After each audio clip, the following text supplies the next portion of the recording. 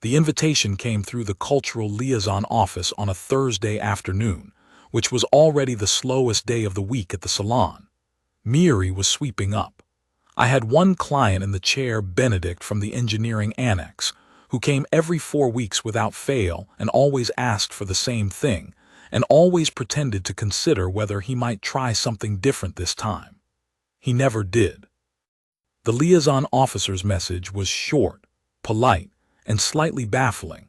The Valari Diagnostic Institute at the far end of Station Corridor 7 was offering a cultural observation slot to exchange staff as a goodwill gesture, and my name had come up in the rotation. I read it twice, then I read it a third time in case I had misunderstood something. I had not misunderstood anything. The Valari were inviting me, Dora Shabo, hairdresser, certification level 3, proprietor of a 12-chair salon on a mid-tier Federation exchange station, to sit in on a diagnostic session at what was apparently one of the most respected medical facilities in the Valari compact. "What does the liaison officer want?" Benedict asked, watching me in the mirror. "She wants to know if I'd like to observe the Valari medical teamwork." Benedict considered this. "Do you know anything about Valari medicine?" "I know nothing whatsoever about Valari medicine," I said. He nodded slowly as if this confirmed something. "Are you going to go?" I looked at the message again. The observation slot was a formality. The Valari had been offering them to exchange staff for 3 months as part of a cross-species cultural initiative, and as far as I knew, nobody had taken one yet. The liaison officer's message had a slightly desperate quality, the way messages do when someone needs a warm body to fill a quota and has been through the list, and is now on the people who were probably not their first choice. "I've got nothing scheduled Thursday morning," I said. Benedict looked at himself in the mirror.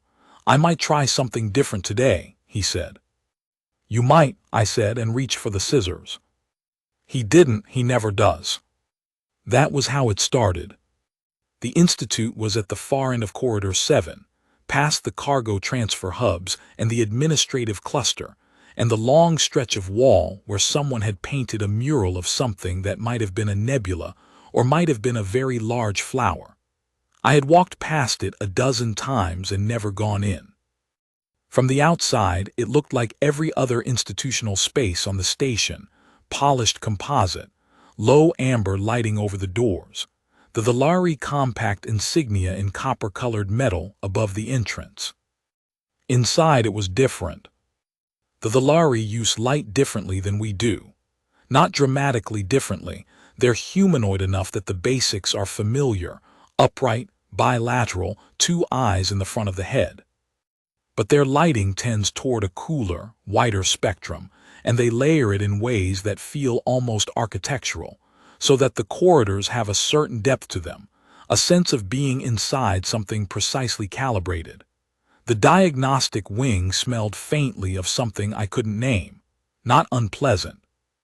Clinical maybe, the way operating theaters are clinical, but with a note of something organic underneath, something that reminded me faintly of the astringent smell of a treatment product I had used years ago in the Budapest salon where I did my practical training, and which the supervisor had always called with cheerful imprecision, the good one.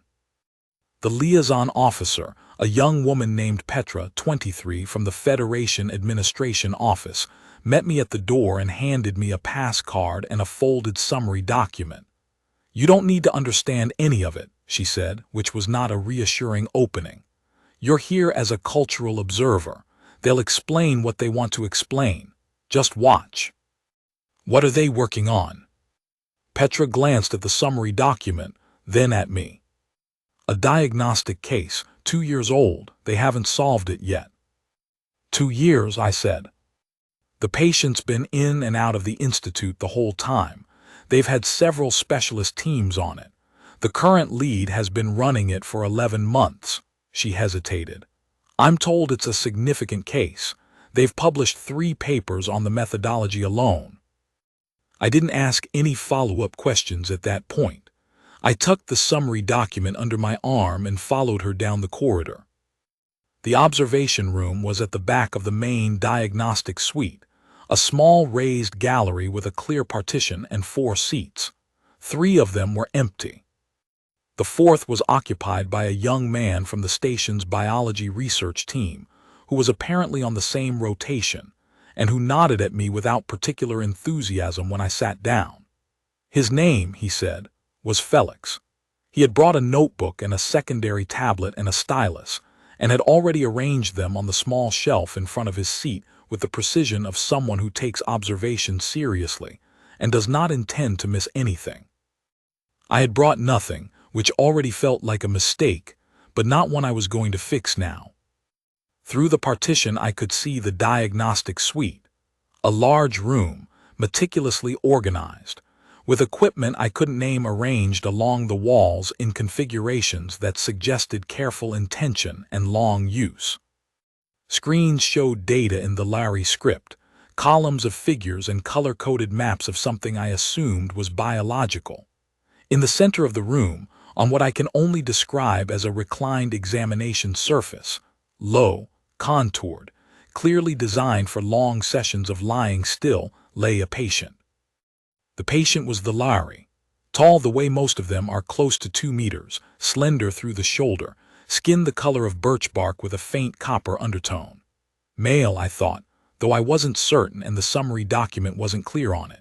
He was awake, lying with a stillness that looked less like relaxation and more like long practice at lying still, the way people lie still when they've been asked to do it many times and have learned that not lying still doesn't help. His eyes were open and fixed on the ceiling. The secondary membrane, the villi, have a thin, translucent membrane that covers the eye when they're processing something emotionally complex. The way some people bite their lip when they're trying not to say something was half lowered on both sides. He had been in this situation, I gathered from the summary, for a very long time. Standing at the edge of the examination surface, reviewing something on a handheld display, was the lead diagnostician. His name was Vel Sarath Kem. He was introduced to us by a junior staff member who came to the observation gallery briefly and recited his credentials in the way people recite credentials when the credentials are meant to settle the question of whether you should be paying attention. Vel Sarath Kem was a senior diagnostic specialist, lead investigator for complex systemic presentations, and the author of 47 peer-reviewed papers in the Larry medical literature. He had been assigned to this case 11 months ago, taking it over from a previous team when that team's final methodology report had reached its conclusions and found nothing. He had brought in 6 specialist consultants in that time. The case had been presented at 2 the Larry medical conferences. Has he spoken with the exchange observers before? I asked the junior staff member. The junior staff member, young, bright copper undertone to his skin, secondary membrane flickering slightly with what I later understood was low-level ambient anxiety from too many afternoon sessions with results that didn't resolve, said. He extends the Institute's welcome and hopes the observation will be instructive. That was not quite what I had asked, but it was an answer. The session began with a review of previous methodology. This was conducted in the Larry, with a text translation running on a small screen at the side of the observation gallery, and it took approximately 40 minutes. I read as much of it as I could follow, which was not much. The methodology involved a series of techniques with names that translated imperfectly: resonance imaging, gene thread mapping, atmospheric conductivity screening, something called a systemic cascade profile, which the translation engine rendered as full-body cascading systemic review, and which was apparently extremely sophisticated and had been performed 3 times, each time by a different specialist team, each time with refinements to the calibration. The patient's condition was described in the translation as a non-presenting progressive deterioration of unknown systemic origin with episodic acute expression. The episodic acute expressions were what had brought him in 2 years ago, periodic episodes of what the translation rendered as resonant dissonance. a term that seemed to mean something between pain and cognitive disruption, lasting anywhere from a few minutes to several hours, occurring with increasing frequency. The episodes had started infrequently and were now happening multiple times a week. Everything else about him was, apparently, within normal parameters. Every scan showed nothing. Every profile matched the baseline. Every specialist had reviewed the data, added a note to the file, recommended the next step, and been stumped. 2 years, I read that part twice. Velsareth Kem finished the methodology review and moved to the current session's plan, which involved a new resonance threading protocol, an upgraded version of a technique from the previous specialist team, refined with 3 months of additional calibration. He spoke about it with the quiet confidence of someone who has thought about something carefully for a long time and has built from that thinking a structure he believes in. The junior staff listened, with the focused attention of people who had also spent 3 months on the calibration. Even through the translation delay, I could hear the precision in his voice, the sense of someone who does not use approximate language and would not begin now. Every claim referenced a methodology document. Every parameter had a justification. He was, I thought, very good at what he did. Felix was taking notes. I was watching the patient. The patient, lying on the examination surface while the team prepared the new protocol, was looking at the ceiling. Not in the way someone looks at the ceiling when they're bored or waiting. In the way someone looks at something that isn't interesting but is better than looking at the equipment arrayed around them. His hands, folded at his sides, were very still. His hair, and this was the first thing I really noticed, not as a medical observation, just as a habit of 30 years, was in poor condition. Dull at the ends. A slight irregularity at the scalp line, the way hair gets when someone has been unwell for a long time and the body stops directing energy toward non-essential maintenance. And something else. Something about the way the hair at the crown was sitting that caught my attention without my being able to immediately say why. I made a mental note and then let it go. I wasn't there to look at his hair. The resonance threading protocol took 2 hours to set up and 45 minutes to run. The equipment emitted a low hum that I felt more than heard. The screens filled with data. Velsareth Kem stood at the central console and read the output as it came in, his secondary membrane steady, his expression composed. The junior staff moved with the quiet efficiency of people who have run this procedure many times, each knowing their position without reference to each other. At the end of it, Velsareth Kem was quiet for a long moment. He set down the handheld display. He said something to his team. I caught the translation a few seconds later. The profile is within expected parameters. He said it very evenly. The profile was within expected parameters, which meant, as I understood it, that this new protocol, the one refined over 3 months of calibration, had also found nothing. There was a particular quality to the silence in the room after that. The junior staff moved carefully. Nobody looked directly at Velsareth Kem, and nobody looked directly at the patient, and the data recorder in the corner of the room produced its quiet clicking sound as it logged the results of another session. The patient on the examination surface said nothing, and did not look away from the ceiling. The 2 years, I thought, must sit differently in the room now than they had when the protocol was being prepared. Before a result, 2 years is a history. After another negative result, 2 years is a wait.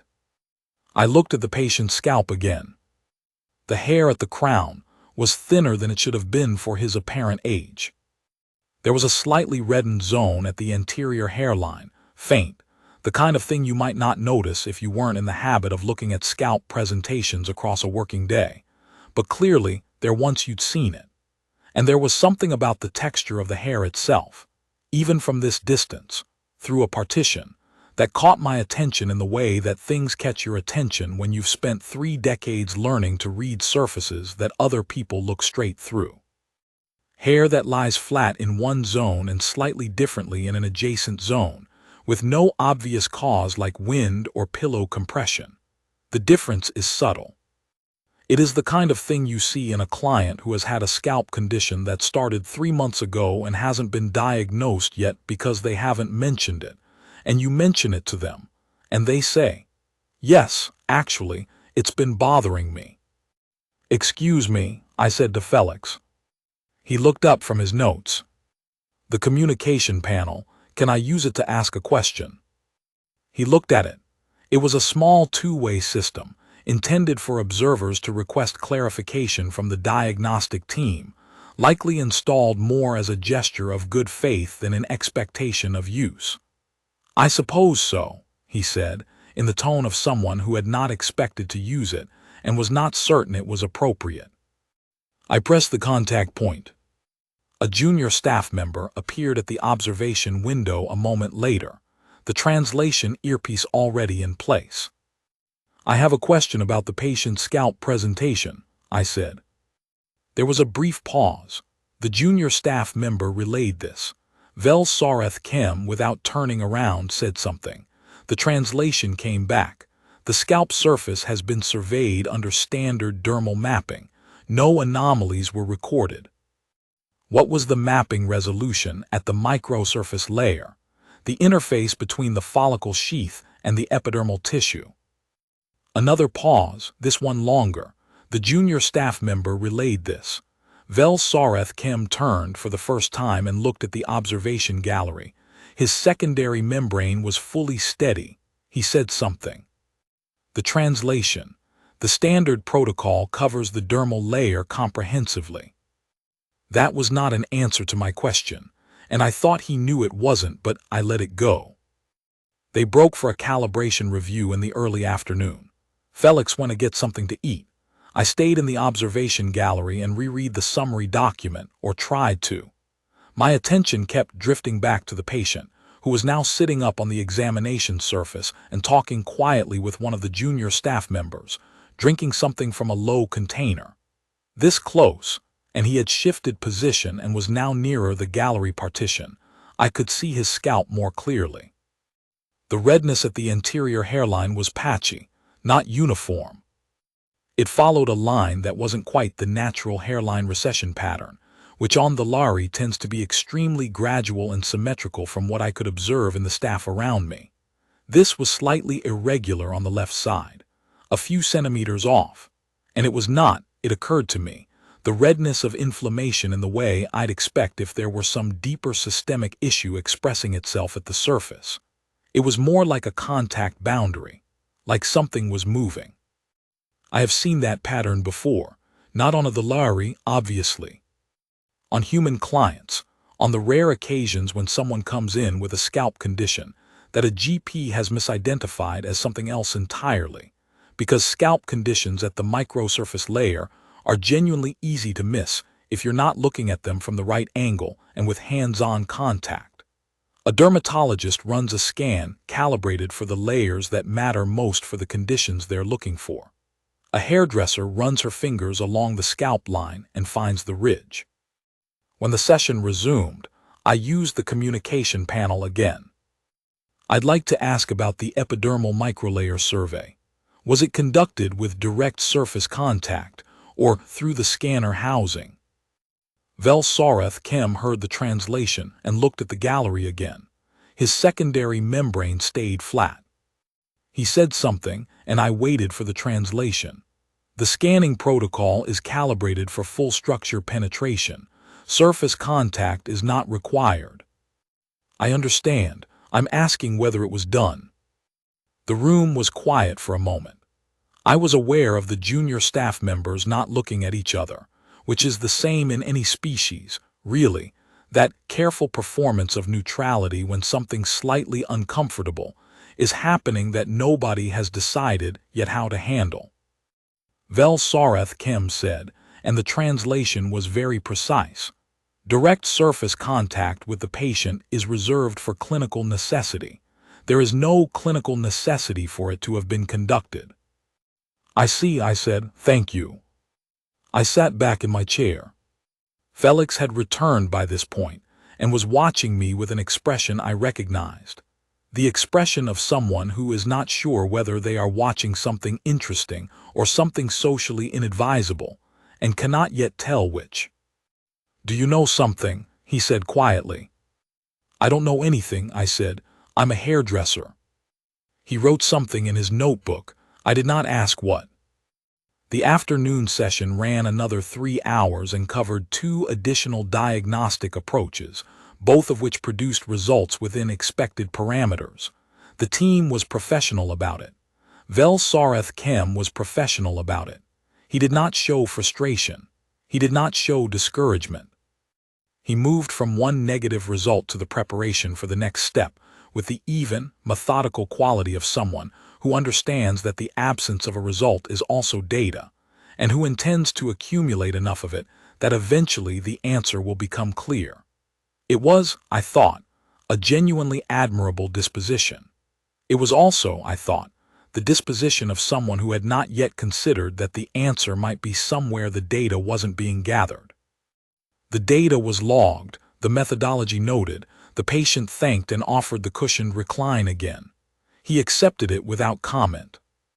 The secondary membrane on his right eye had been lowering and re-raising in a slow rhythm for most of the afternoon, which I understood, from the summary document's brief species context notes, to be an indicator of chronic discomfort managed through long familiarity. Not acute pain, just something that was always there now and had been there for a long time. 2 years of that, I thought about it. At the end of the session, a junior staff member came to the observation gallery to formally close the observation slot and thank the cultural observers for their attendance. Felix asked 2 questions about the resonance threading methodology that were intelligent and well-formed, and received detailed answers. I waited until the staff member had nearly finished before I spoke. "I'd like to request a brief conversation with the lead diagnostician," I said, "if he has a moment." The staff member's secondary membrane moved just slightly. "Dr. Velsareth Kem is." "I understand he's busy. It doesn't need to be long." There was a pause. The staff member said he would convey the request. I thanked him. Felix, gathering his notebook and tablets and stylus, and arranging them back into the order he had brought them in, looked at me with the same expression as before. "Are you going to tell me what you think you noticed?" "When I know if I noticed anything," I said, "I'll tell you." Velsareth Kem did not come to the observation gallery. He sent a message through the liaison office the following morning, formal, correct, politely closed, expressing that the Villari Institute appreciated the cultural exchange program and hoped the observation had been of interest, and that if the observer had questions of a general educational nature, the junior staff would be happy to arrange an information session at the observer's convenience. I read the message. I typed a reply. I deleted it. I typed another reply. The second one I sent. It said, "I am not a medical professional and I have no training in the Villari physiology. I want to be clear about that up front. I am a hairdresser with 30 years of hands-on experience reading scalp and hair follicle conditions in human patients, and I have some observations about your patient's scalp surface presentation that I believe may be relevant. I understand if you consider this outside the scope of the program. I am offering it in case it is useful." I sent it, and then I put my phone in my pocket and went to open the salon and did not think about it, or tried not to.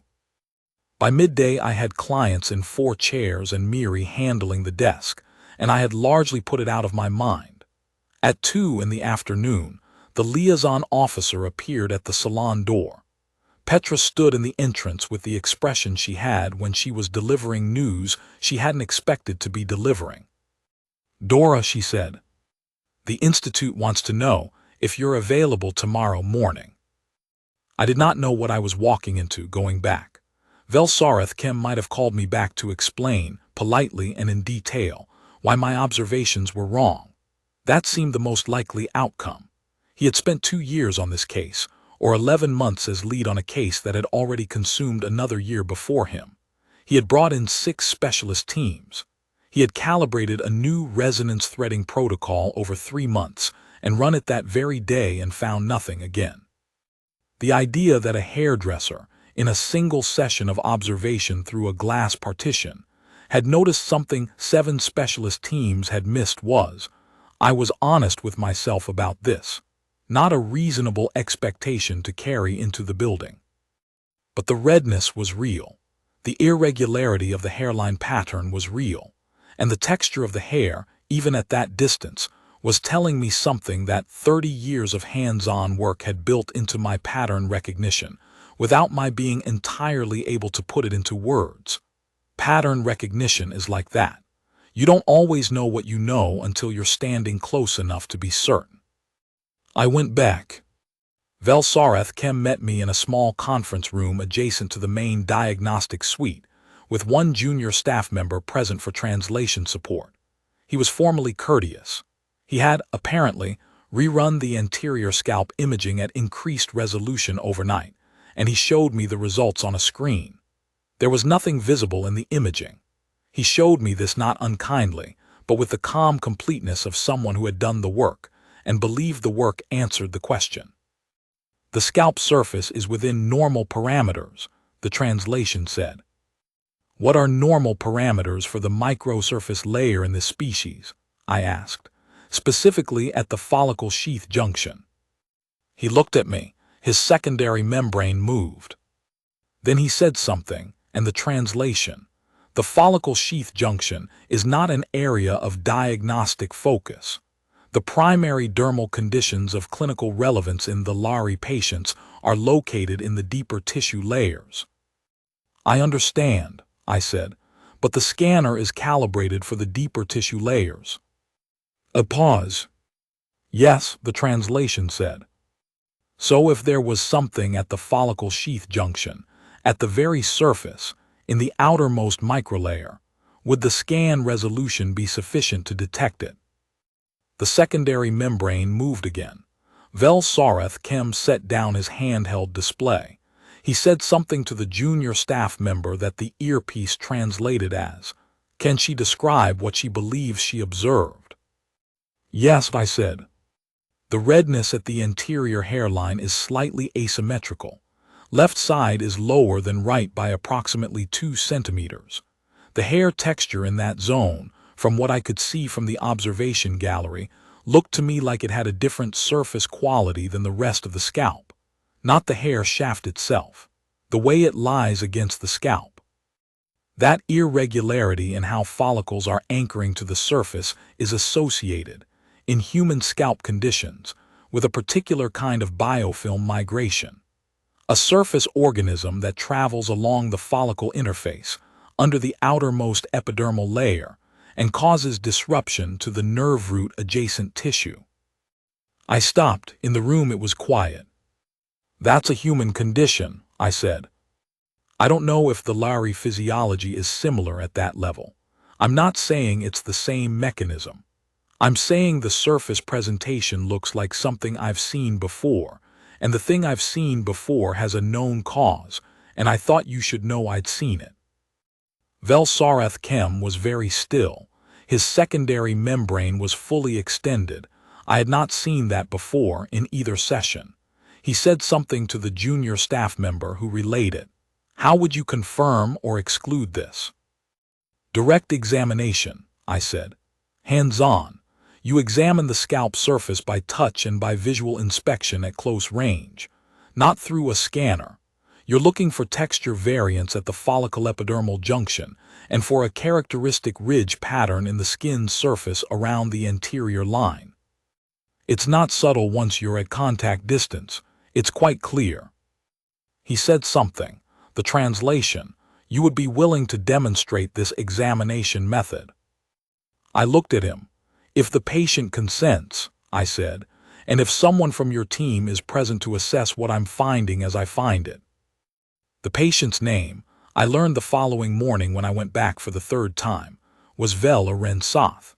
He had been a structural engineer before the episode started, working on the long build projects at the station's exterior framework, the kind of work that takes years and requires sustained concentration, and a willingness to hold a design problem in your head for long periods.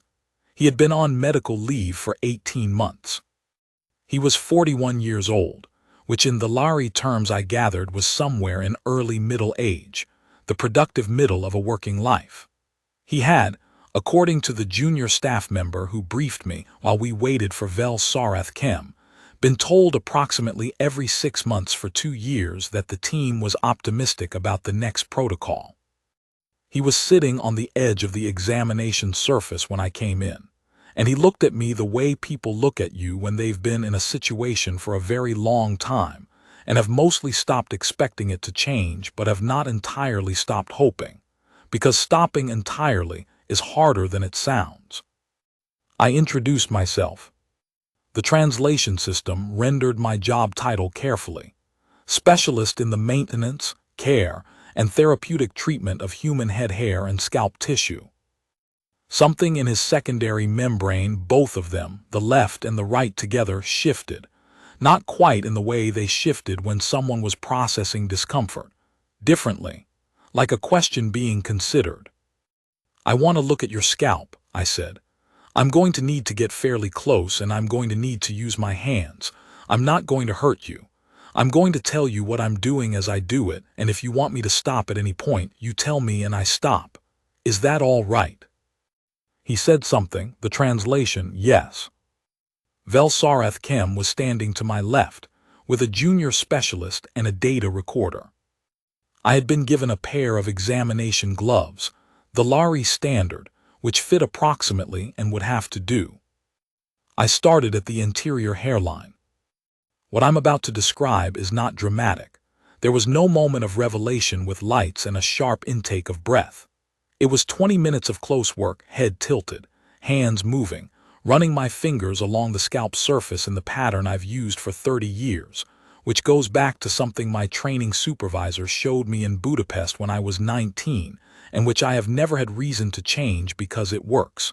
You start at the line. You work back. You use your fingertips, not your palm, because the fingertips have the resolution. You move slowly. You listen to what you feel. I narrated as I went.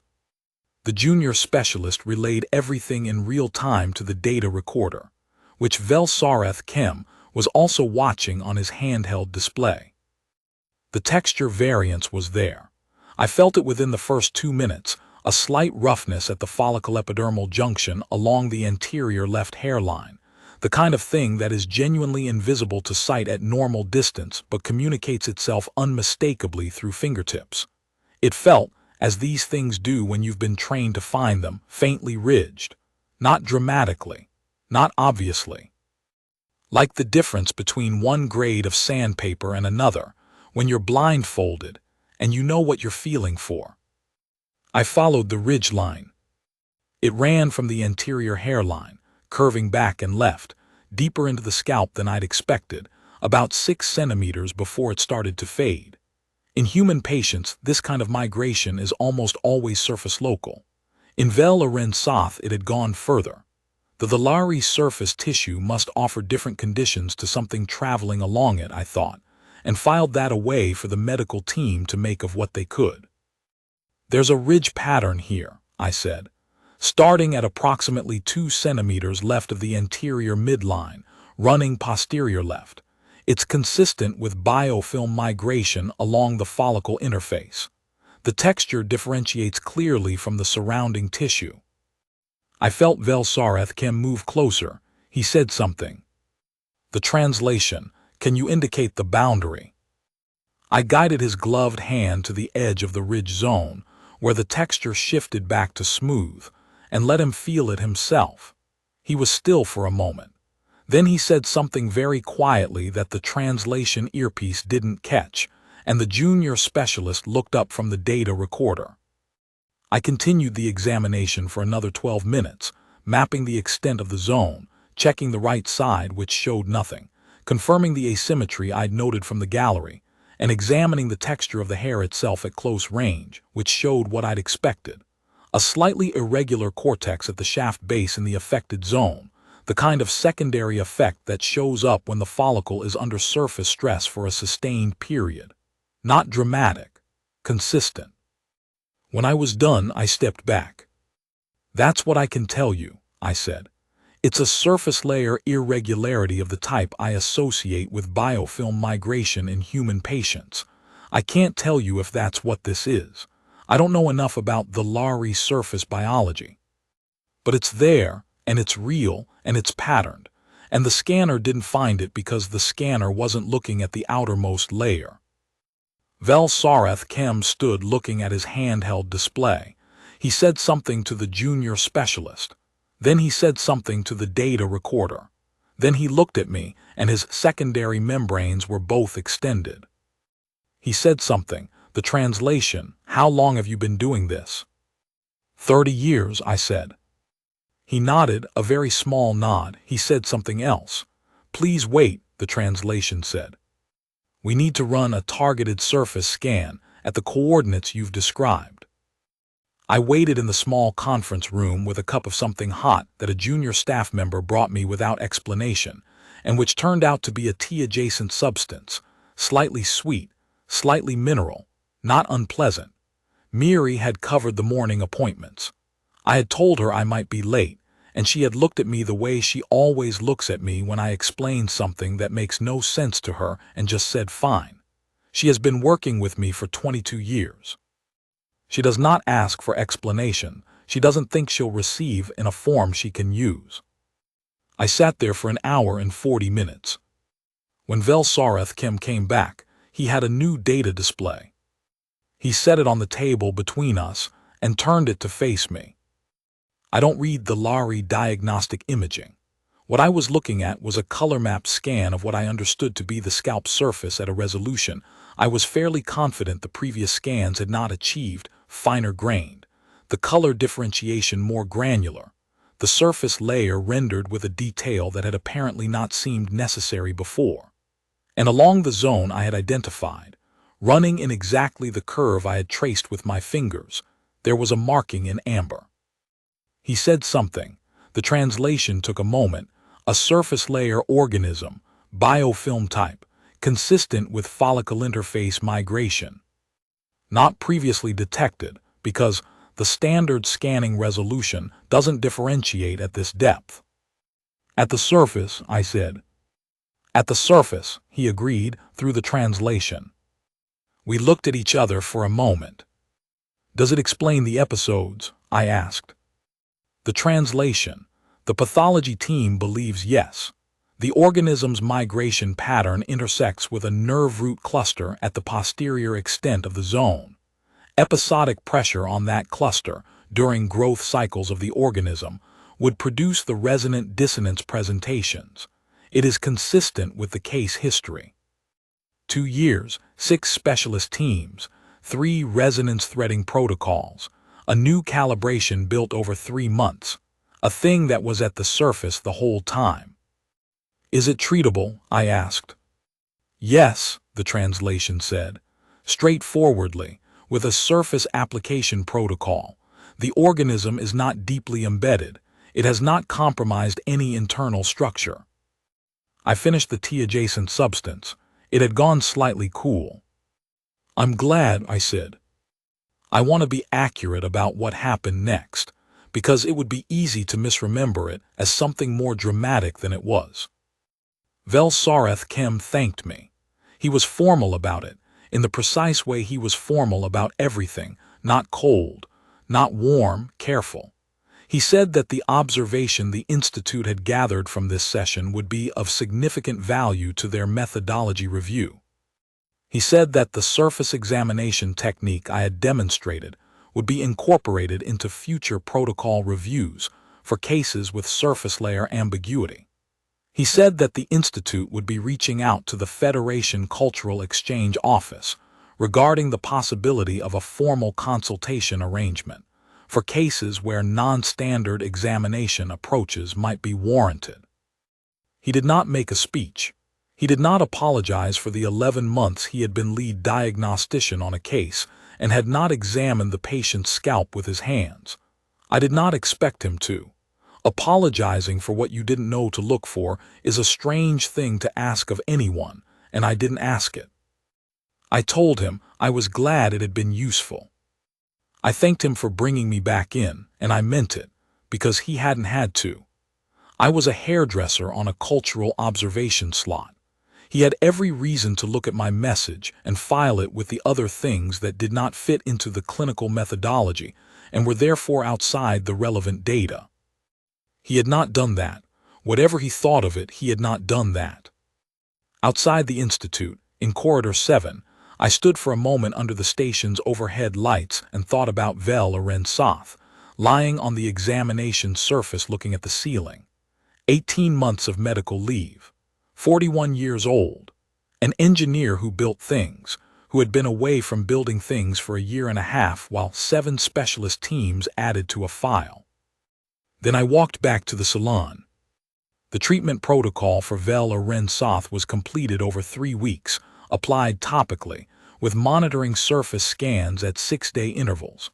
I know this because the liaison office sent me updates, which I had not asked for but was glad to receive. The organism cleared from the first week. The episodes within 10 days of the first treatment stopped entirely. By the end of the 3rd week, the scans showed clean scalp surface across the full zone, and the targeted resolution mapping showed nothing at the folliculoepidermal junction that shouldn't have been there. I heard this on a Tuesday afternoon between clients. I finished reading the update, closed it, called the next client in, and did not think about it again until closing time, when Miri had gone and I was doing the end-of-day sweep and the salon was quiet. 6 months after that, the formal case report came through. I saw it because the liaison officer forwarded it to me with a note that said simply, "Thought you'd want to see this."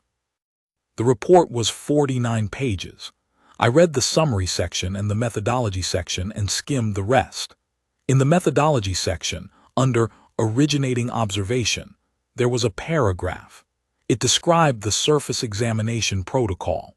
It described the anterior hairline asymmetry observation and the texture variance identification along the folliculoepidermal junction.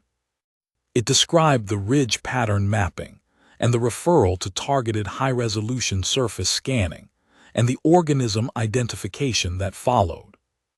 At the end of the paragraph, in the Lari academic citation format, which renders names with full professional identifier in parentheses, it said, "Originating diagnostician, Shabo D. Specialist, Surface Tissue and Folliculoepidermal Interface Examination, Certification Level 3.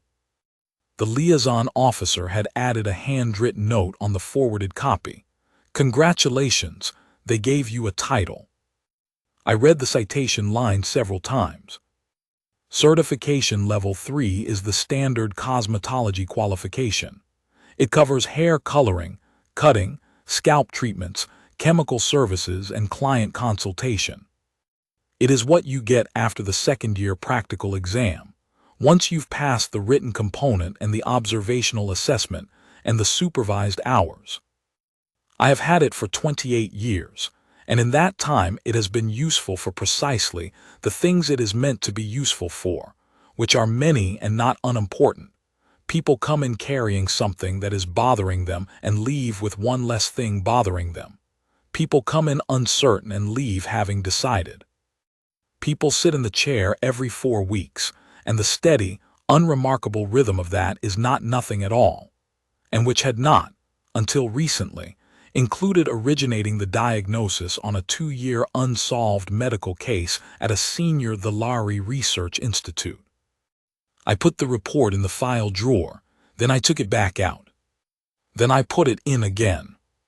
I went out to turn off the salon sign.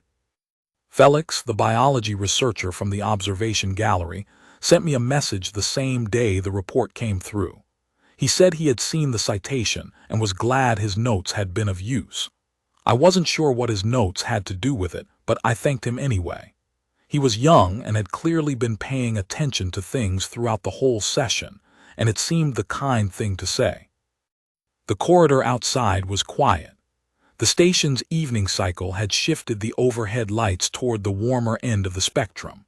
Someone had put new flowers in the planter by the entrance to the administrative cluster, synthetic ones, but convincingly done, pale yellow against the composite wall. Benedict from engineering was walking toward the residential annex and nodded at me as he passed. I nodded back. I thought about the scanner calibrated for deep tissue, missing the surface because the surface wasn't where the answer was supposed to be. I thought about that quite a lot, walking back down the corridor. The instrument was excellent at what it was built for. It just wasn't built to look at the thing that turned out to matter. I have a client, I've had her for 11 years, who comes in every 3 weeks and always says the same thing when she sits down, that she doesn't know why she can't just do it herself. It's only hair. And every time I tell her the same thing, that it's not only hair, that 30 years of doing one thing well makes it look easy when you watch it and impossible when you try it, that the knowledge is in the hands, and the hands learned it slowly over a long time, and that's not nothing, and nobody should feel bad about not having it when they haven't spent 30 years building it. She always rolls her eyes. She always comes back in 3 weeks. Vel Sarath Kem sent a message, 6 months after the report, informing me that the Institute had formally revised its surface examination protocol for complex systemic presentations to include mandatory manual surface assessment at the folliculoepidermal layer before final methodology sign-off. He said this was a practice change that would apply to all complex cases going forward, not only those with visible surface presentation. He said the change had been presented at the most recent methodology review and had passed without significant opposition. The message was formal, correct. At the end, in a line that was not quite inside the formal structure and might have been added after the rest was already written, it said, "The Institute acknowledges that 2 years of scanner data did not produce what 20 minutes of direct examination provided." I read that line several times. Then I forwarded it to Miri, who had been hearing me talk about this for months and deserved to see how it landed. Her reply came back in about 30 seconds. "I told you something was off about that case. I said so." She had not said so. She had said almost nothing about it, because I had told her very little in the first place, partly because I didn't know how to explain it, and partly because I was never certain enough to say it out loud until it turned out to be true. But she had been sweeping up the day the first invitation came through, and she had been there when I read the message from the liaison officer saying they wanted me back. And she had made very good coffee that morning without being asked, which in 22 years of working together is how Miri communicates that she thinks something is worth doing. I wrote back, "You were right. You're always right." She sent back a single punctuation mark. I chose to interpret it generously. Vela Ren Soth sent a message too, eventually. It was short and the translation was slightly uncertain in places, the way translations are when someone is writing something that doesn't fit entirely into professional language and the translation engine is doing its best. But the gist was clear enough. The episodes had not returned. He had gone back to work. They had given him a straightforward project to start, a maintenance survey on the exterior framework anchoring at Quadrant 3, which was not a long build but was real work, tangible work, something with a result you could measure when you were finished. He said he was grateful. I wrote back that I was glad. Then I closed the message and went to open the salon. I had 3 clients before lunch, and after that 2 more, and Miri left early because she had something she didn't explain, and I covered the desk for the last hour, and it was a Tuesday in the ordinary way that Tuesdays usually are. The report is still in the file drawer. I look at it sometimes. The citation line especially, originating diagnostician, Shabo D, which is probably the most improbable professional credential I am ever going to acquire, and which the Villari Institute apparently regards as accurate and has said so in 49 formal pages of peer-reviewed record. The knowledge is in the hands. I said that to a client years before any of this, and I will say it to a client years after. 30 years of hands-on work is 30 years of hands-on work. You don't always know in advance what it's going to turn out to be useful for. Sometimes it's Tuesday morning, and someone needs a trim. And sometimes the scanner missed the surface,